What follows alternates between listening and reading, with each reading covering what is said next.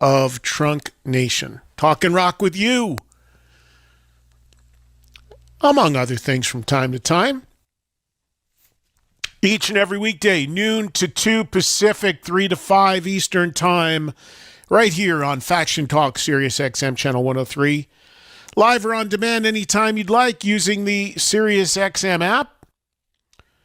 I am in Vegas. Joel is in New York City. And we are getting ready to hang with you guys and get you involved in the show. We will have a lot more time, certainly, than we've had on the past two shows to get you guys involved and on the air today. That'll come a little bit later on, likely for the second hour, but who knows? We have time to squeeze you in before that. As usual, our phone number is 844-686-5863. Again, 844-686-5863. Make sure you got that stored in your phones.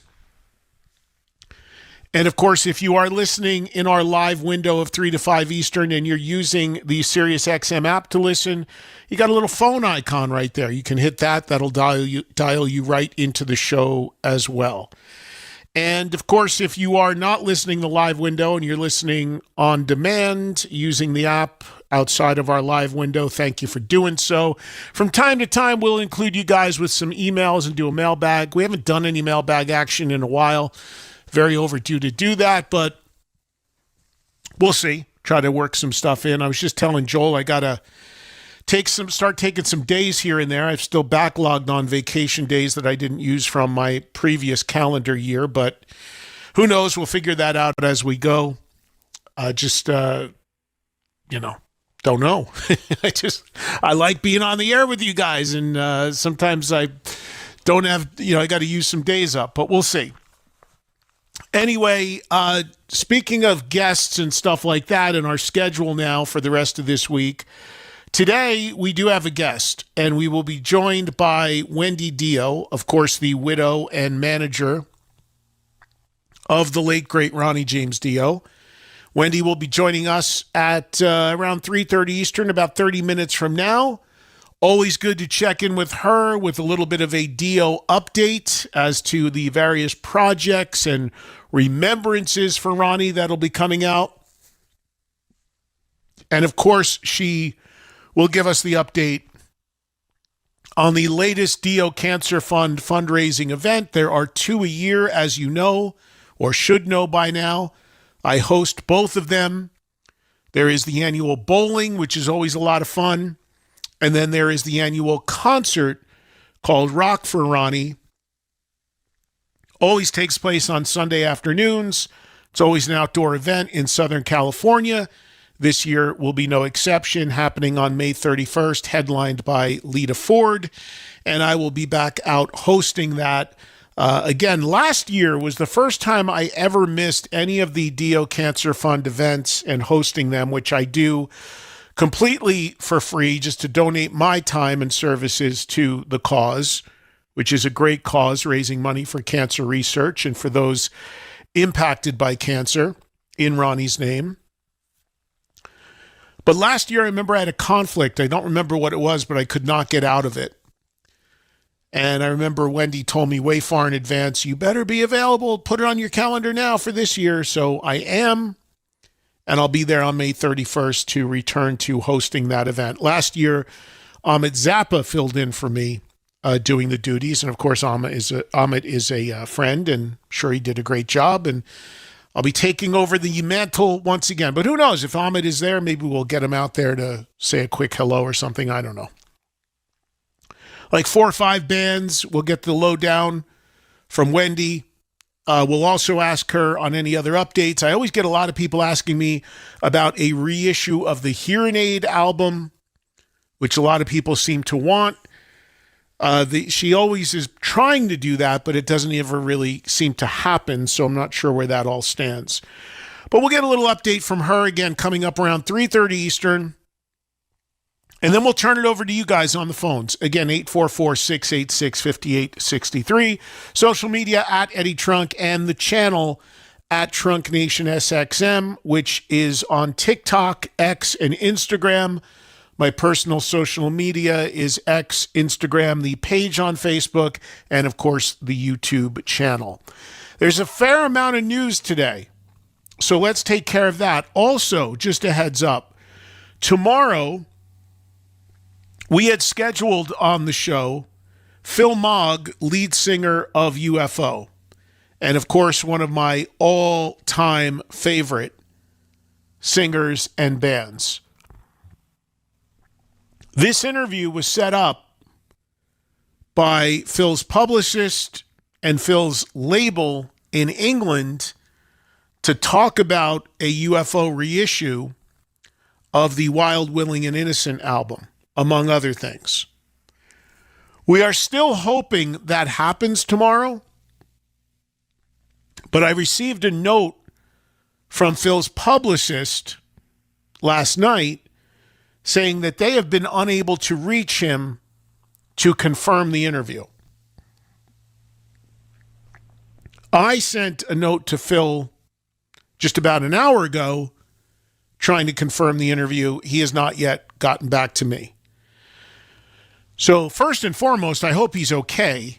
You know, as we know, Phil Mogg has had some health issues in recent times. And secondly, if he is okay, I hope he follows through on the interview and can do it. I'm not sure. Nobody's sure what's going on. May have just been diverted, may have had a family thing, may have been pulled away. I'm not sure.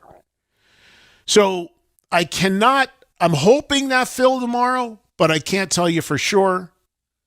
We're going to have to kind of play it by ear, and hopefully I'll get confirmation before tomorrow's show. Keep an eye on socials. I'll let you know what we're doing. And then, of course, Friday, we have our usual Free-for-All Friday to wrap up the week. All right, let's dive into some news. We'll talk to Wendy in a little bit, and then we will get you guys on the air after we speak to her.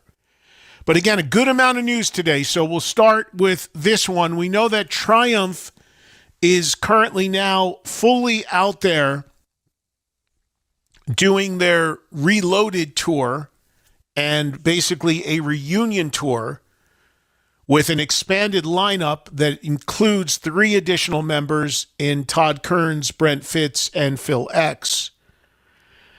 Last night, Triumph played in Canada, where they are starting the tour, and Phil X was not there.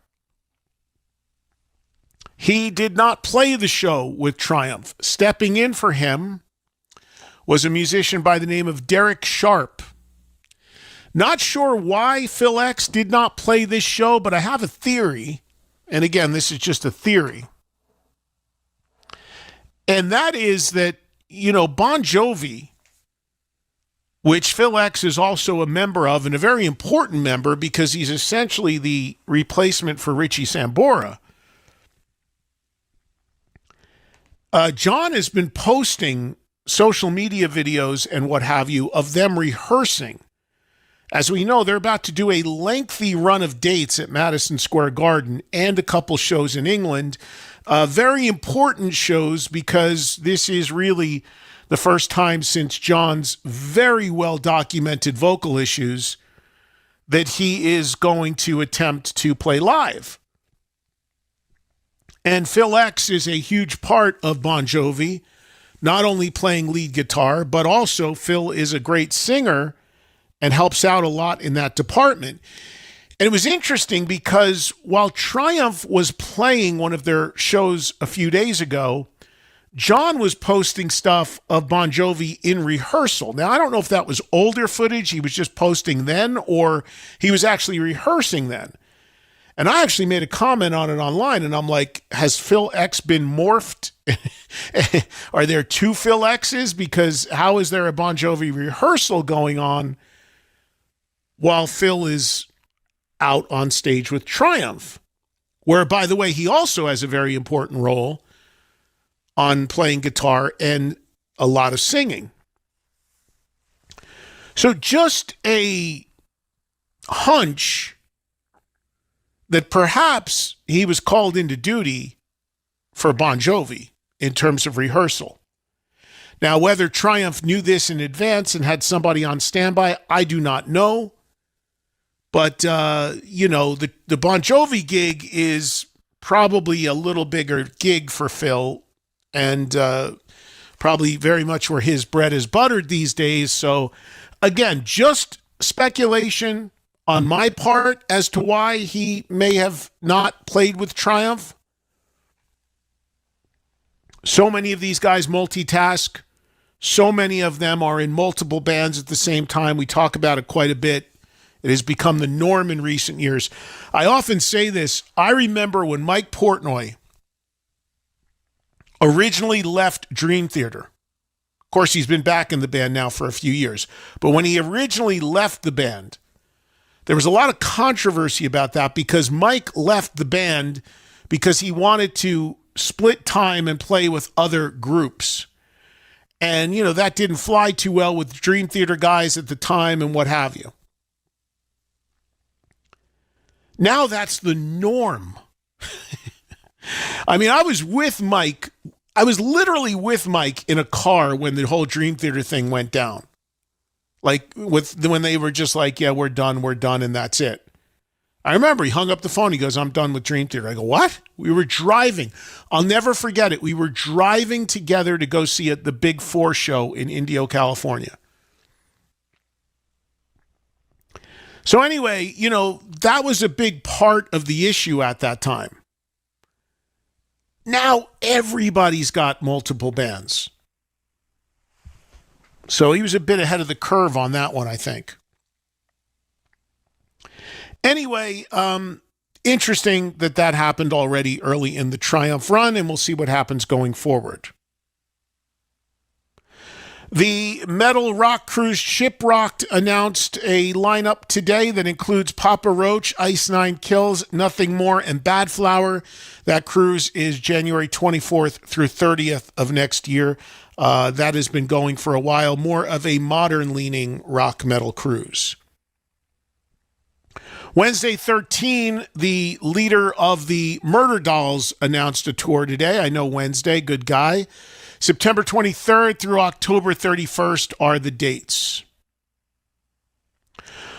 Also, Gene Simmons, who, like Paul Stanley, has never seen a podcast they didn't want to do. I've never seen people do more podcasts than these two guys.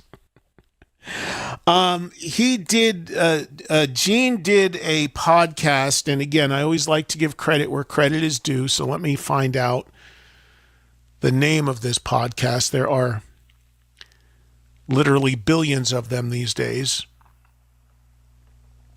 And like I said, Gene and Paul seem to do every one of them for whatever reason. Just trying to find it. All right. So anyway, two things on Gene.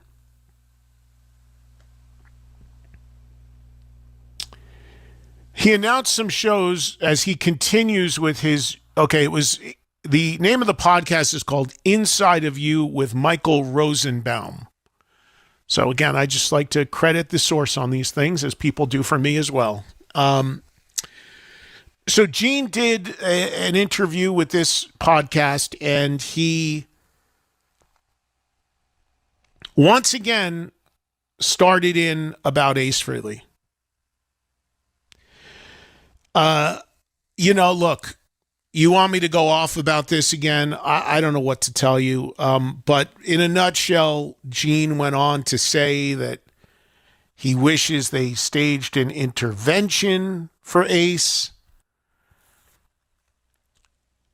Gene, for whatever reason, continues to allude or allege or reference Ace being gone to something to do with his sobriety.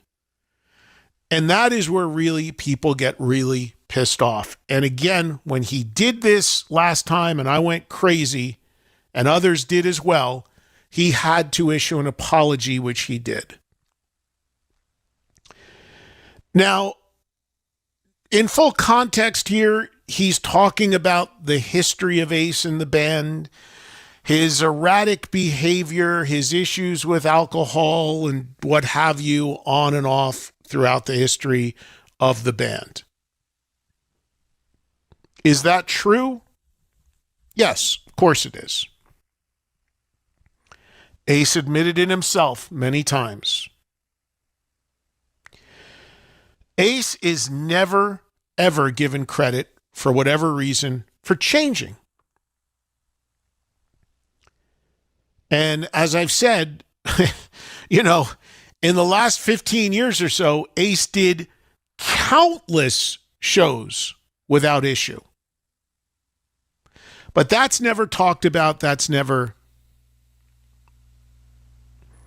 mentioned. So once again, in this podcast, as transcribed by Blabbermouth, quotes like, "It's been up and down for 50 years with Ace. The fans would often hate me for telling the truth. When the kids are at home and there's mom and dad, and all of a sudden dad gets thrown out of the house, the kids don't understand. They love mom and dad. Why mom kicked dad out of the house? And she tries to explain to them he was a drunk, he was a loser, he was late, didn't show up on time, didn't do what he was supposed to do, was barely around for the kids, but he's your father." And the fans are the... I'm not going to read it. I'm just going to get mad. Because it's the same shit over and over and over again.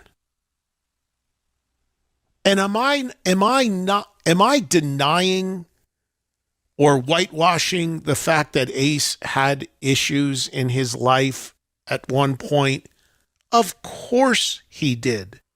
Again, he would be the first to tell you this. Is what Gene saying about things that Ace did or missed in Kiss untrue? No. But it has been said a billion times, predominantly by him, Gene, and Paul. The guy is gone. But they can't stop that narrative. It's bizarre. It's like, I don't know if it validates them. I don't understand the logic. They did it for the longest time because they were trying to sell a replacement member which had to impersonate Ace. And that, I took that as their way of selling that. But now he's gone. And again, is he saying untrue things? No. I mean, most part, no. But, all this framing of how mom and dad, what the fuck? I said I wasn't going to go off about this, but I don't get it. Like, at this point, why not just talk about all the good things he did for the band and the contributions? And yes, he does talk about some of that. And they do always say, well, we wouldn't be Kiss without him, but that can't stop the narrative. Everyone knows. It's been said. Ace owned it. He said it himself. Enough. If you're asked about somebody, most people, when they are asked about somebody who has passed away, accentuate the positives and talk about the positives and celebrate the positives. Unless they did something catastrophically bad or the guy murdered somebody or something, but come on. Like, I just don't get it. Like, if you're asked about Ace, sure, that's part of his story. He wrote about it. He owned up to it. He changed. But how about just like, yeah, he was a great contributor. It's sad that he's gone. It's tragic that he passed away. We miss him. We celebrate him. I mean, why? Constantly.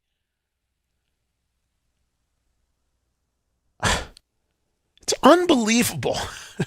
But they're going to celebrate him and honor him at the next thing they're doing in Vegas. What? How about honoring him by shutting the fuck up about all the negative stuff every time you do a podcast a day with somebody and just celebrate the guy? You want to honor him? Celebrate his contributions musically to the band and what he meant to the fans. That would be the best honor of all. I'm sure he'd appreciate that. I mean, you're going to go on stage when you do your thing in November and be like, yes, we're here to honor Ace and all the music, but don't forget, he was really fucked up for a long time. Like, what the fuck? It's just, they can't stop. You know how many times I'm asked about people that have passed away or that had issues in their life? In rock music, it's rampant. It's like everyone. You don't pound on about it. You know, does anybody talk about Steven Tyler now or Joe Perry now and just talk about them being completely fucked up, which they were through the whole 70s? No. They didn't play on Get Your Wings. I mean, Joe couldn't. I mean, come on. Like, who pounds on about that? Who talks about that?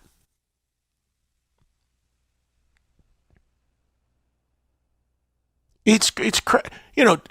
Do people talk to Nikki Sixx, who was the biggest drug addict on the planet, and just pound on about drugs? Do people talk to Slash or Duff and just pound on about drugs? Man, they were so fucked up they couldn't even get on stage in 1988. No, that's all happened. But you don't hear that nonstop in every interview. You don't. They changed. But for some reason, they will not let Ace have credit for that change. It is unbelievable. So again, I'm going to stop there. But I just, I got emails about this last night. I wouldn't even known about it. But fans emailing me like, here we go again. Gene using this, equating this like mom and dad don't want to, like equating it to a domestic issue or something. He's like, what? As if the fans are his kids and the kids don't want to hear the truth about dad, who in this case is Ace. What? You don't think the fans know that? Ace wrote about it. I'm going to stop because I'm going to get way too, I can't, it's not worth my blood pressure right now. In other news, Gene has announced more shows for his solo band. This is a run of dates through Canada, November 30th through December 12th. In positive Kiss-related news, Bruce Kulick continues to make a recovery from his heart surgery, which he went public with last week. Great news that BK is recovering and has been discharged from the hospital. So get well, Bruce, who is now on the road to recovery after a very serious operation on his heart. 38 Special has announced more tour dates today. As a matter of fact, I just found out 38 Special is playing here in Vegas on Friday. I would have went. They're playing somewhere called the International Theater. I don't know where that is. Maybe it's in the old Hilton, because I think that was what the International Theater was called. I think it was called that back in the day. I'm not sure. I don't know where that venue is, but I can't go anyway because I'm going to go see my buddies Count 77 on Friday down on Fremont Street, playing a free show down there. By the way, I'm going to go see Journey tonight here in Vegas, so I'll have a report tomorrow for you on that. Journey are playing a casino called Red Rocks. I mentioned it earlier in the week. The casino is celebrating its 20th anniversary. They're playing outside at a pool stage. So Journey tonight, be seeing Counts on Friday.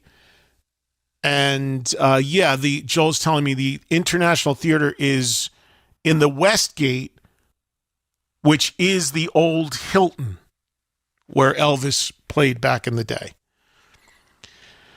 So 38 is there on Friday, but they announced more dates. They're doing shows with Kansas, they're doing shows with Foreigner, and they announced additional headline dates, July, August, and October. Also in the No Band Ever Ends category, Grand Funk Railroad, whose lead singer the last 20 years, Max Carl, has retired from the band, has said they are going to keep going, and they will use Don Brewer, an original Grand Funk member, of course, the band's drummer on vocals, who did sing some songs in the band, and also Tim Cashin, who has been the keyboardist in the band, will now do some lead vocals. Grand Funk Railroad continues July, August, September, a band that also refuses to reunite with Mark Farner, who, of course, is the legendary guitarist singer for that band. So, when you talk about bands, people often bring up Sebastian Bach and how Skid Row is unwilling to work with him again, no matter what.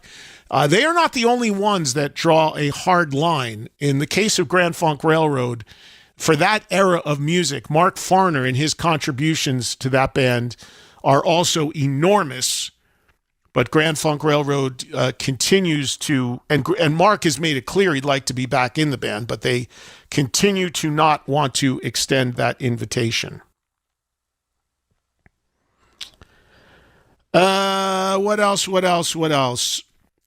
Beach Boys, again, No Band Ever Ends category. They are down to one original member. That would be Mike Love. Bruce Johnston left the band after 60 years, but they are continuing with just Mike Love as the sole original member. Announced a extensive tour of the U.S. and Canada starting on October 30th. Also, speaking of Canada, a music festival announced there in Calgary called Roundup. It'll happen July 8th and 9th. Among the rock acts performing, Billy Idol, David Lee Roth, and our friends Took, featuring Todd Kearns and Brent Fitz, who are currently with Triumph. And Chuck Billy, who was on this show very recently, you can see it on YouTube, you can hear it on the SiriusXM app. Chuck has announced an autobiography called Holding My Breath, The Two Testaments of Chuck Billy, released on November 10th. The reason why it says